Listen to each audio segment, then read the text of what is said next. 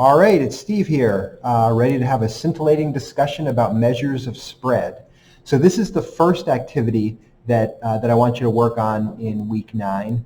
And just to give you a big picture about where we're going, right? We want to talk about measures of spread. So that's a way of measuring how consistent or inconsistent a data set is. In the past, we've sort of talked about it, well, this looks inconsistent or that looks consistent.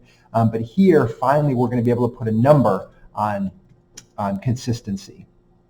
Okay, and in fact, we're going to put a few different numbers on it. And this activity is specifically to look at the range of a data set and the interquartile range. So that's where we're going to go. All right, so activity 9-1 is about developing life expectancies, and in the data set here is 2 countries in Africa, Botswana and Papua New Guinea. And it's got their life expectancies over several years between 1987 and 2007. And I know you probably can't see them very well on the video. If you have your book, that's a good place to follow along. Okay, so we've got the table of data here, and then our textbook authors have also given us a really nice dot plot. Okay, so the first thing to observe, it's question A, right? It asks which country had less consistency in its life expectancies across a 20-year period. Okay, and I hope that's pretty clear, right? We've worked with dot plots before. You can see that Papua New Guinea has much more consistent life expectancies over those years, right? As opposed to Botswana. Botswana has a much wider spread. Right? That's the question, what does this indicate? And they're just asking us to take a guess at what might have caused that, right? If you go back to the table, in fact, you notice that Botswana started its life expectancy in 1987 with 63.5 years, meaning that a child born in 1987 on average could expect to live that long. And then their life expectancy pretty consistently fell until 2002, where the life expectancy was 46.5, and then since then it climbed back just a little bit. Papua New Guinea, on the other hand, started at 53.9, and then it has slowly climbed over time. Okay, all right. So that's what's represented in the dot plot. Again, you can make a conjecture as well as I can about what occurred. Maybe Botswana had a war or disease. I think those are both good possibilities. Okay. All right.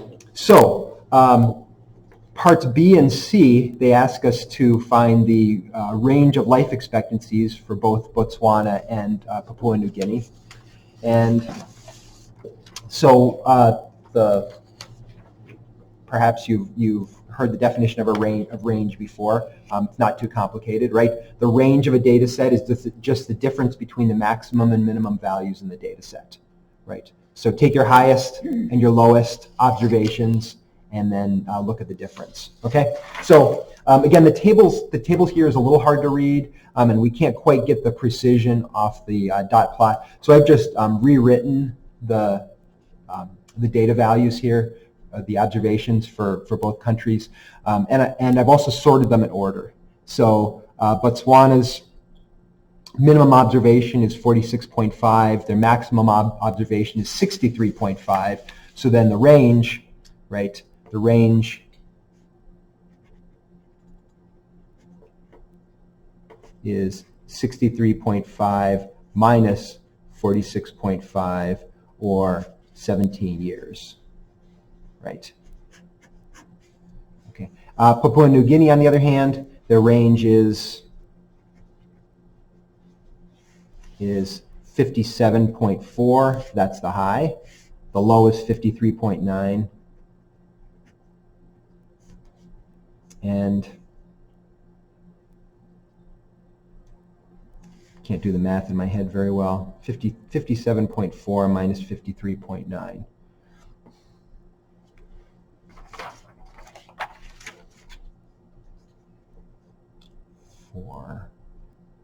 I'm going to say 3.5 years. There we go. Okay, so there's one measure of consistency, right? Botswana's range was much greater than that of Papua New Guinea. And so you can, it's one way of talking about how much more inconsistent Botswana's life expectancies were. Important thing to notice, right, is to, or maybe a question to ask yourself is whether range as a measure is susceptible or resistant to outliers. So think about that for a moment. Right. Range is definitely susceptible to outliers.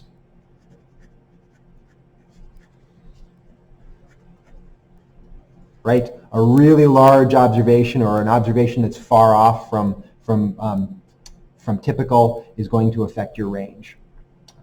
Okay, so that's range.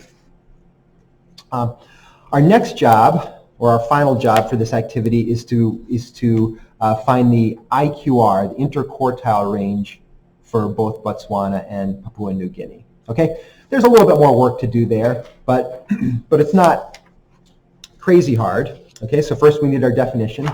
So the interquartile range is the difference between the upper quartile of a data set and the lower quartile. All right, so we got to dive into that. The upper quartile, okay, that's sometimes denoted QU or Q sub 3. Okay, that's the median of the upper half of a data set. And the lower quartile, that's QL or Q1, that's the median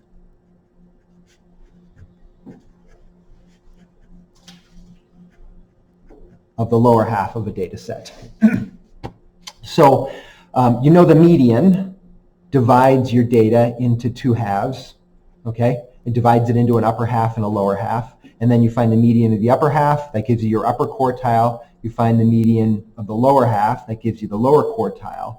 And then the interquartile range is the difference between the upper and the lower quartiles, okay?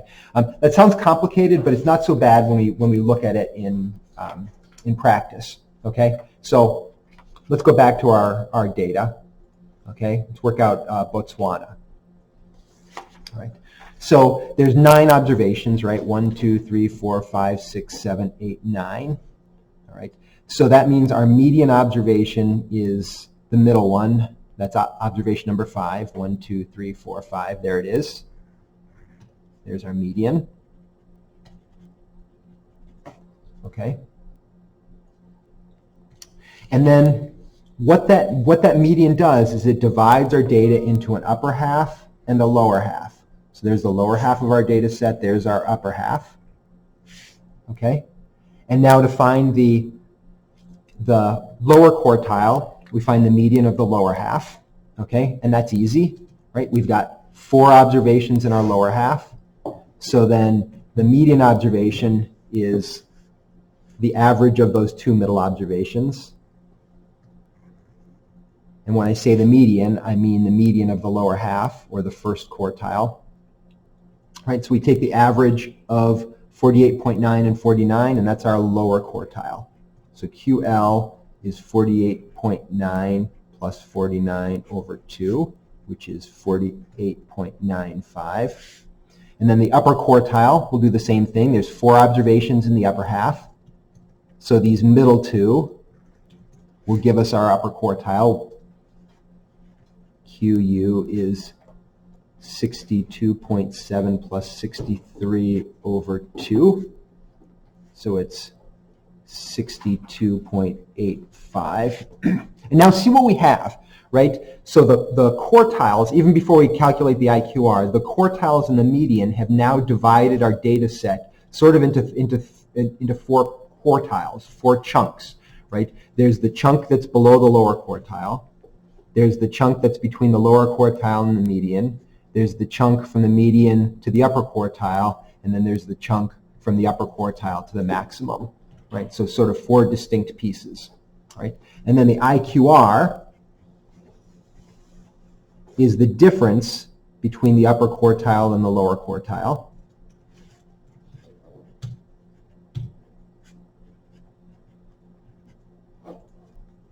Okay, so it's 62.85 minus 48.95, or 13.9 years.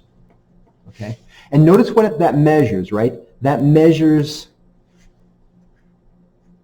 the difference, or it measures sort of the width of the middle 50%, right?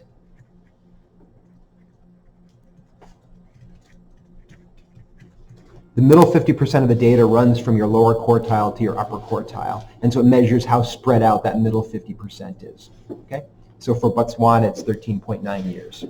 Right. Now we'll do the same for Papua New Guinea. We'll do that quick, right? Medians, because the number of observations is the same. There's 9. So 1, 2, 3, 4, 5. There's our median observation. Okay. And then our lower, so then that breaks us up into our lower quartile, sorry, our lower half and our upper half. Okay, so then our median of the lower half, QL is 55 plus 55.7 over 2, so it's 55.35. My upper quartile, 56.9 plus 57.2 over 2.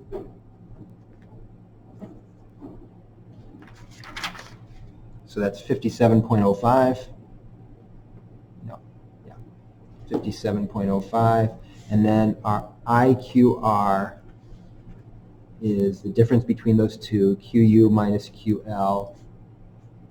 So 57.05 minus 55.35, or get 1.7 years. Okay. All right, so that's how we calculate it, and remember what it says, right? Remember what it tells us, right? It tells us how wide or how spread out that middle 50% of the data is. And you can see, again, for Papua New Guinea, it's much narrower, right? 1.7 years versus the 13.9 years for Botswana. So we've put a number on the spread, okay? Final point, right? Think about whether IQR is susceptible or resistant to outliers. IQR is resistant to outliers, right? If you have an outlier, an extreme observation, it's going to get cut off. It won't get included in, it won't count as part of the calculation for the IQR. Right? Great.